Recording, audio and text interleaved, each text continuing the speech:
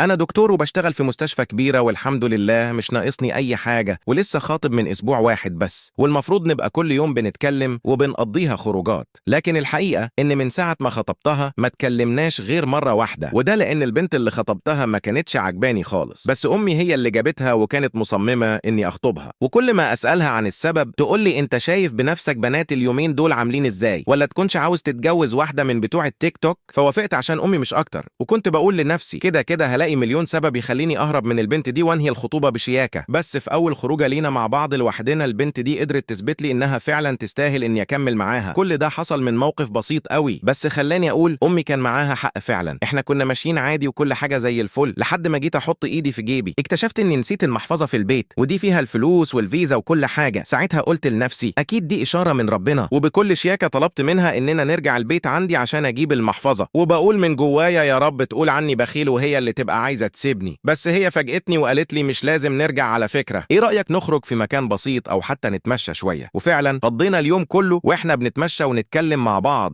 هما كانوا يا دوب ساعتين، بس حسيت اني مبسوط وممكن امشي معاها 10 ساعات كمان. ولو نفسك تشوف سيدنا محمد اعمل اعجاب وصلي عليه في التعليقات. وفي اخر اليوم واحنا راجعين قبل ما اوصلها البيت عملت حاجة غريبة قوي، لقيتها داخلة محل حلويات كبير اللي هو بيبيع كل حاجة بلبن ده، واشترت حلويات من انضف نوع. ولما رحنا البيت عندهم لقيتها داخلة على امها وبتقول لها ان انا اللي اشتريت الحلويات دي، وكمان الخروجه كانت حلوه جدا، وكل ده عشان شكلي يبقى حلو قدام اهلها واخواتها. انا ساعتها سرحت بتاع 5 دقايق كده وافتكرت خطيبتي الاولانيه اللي انا اصلا كنت متعقد من الخطوبه بسببها، اللي في مره قالت لامها اني بخيل عشان كنا داخلين على عيد واديتها 500 جنيه عيديه بس، واختها كانت واخده من خطيبها 2000 جنيه. مش هقول اسمك يا ندى ما تخافيش، بس الحمد لله اني سبتها، ودلوقتي ربنا عوضني باللي احسن منها. ومن ساعتها بقيت مقتنع ان كلام امي لازم هيطلع صح في النهايه.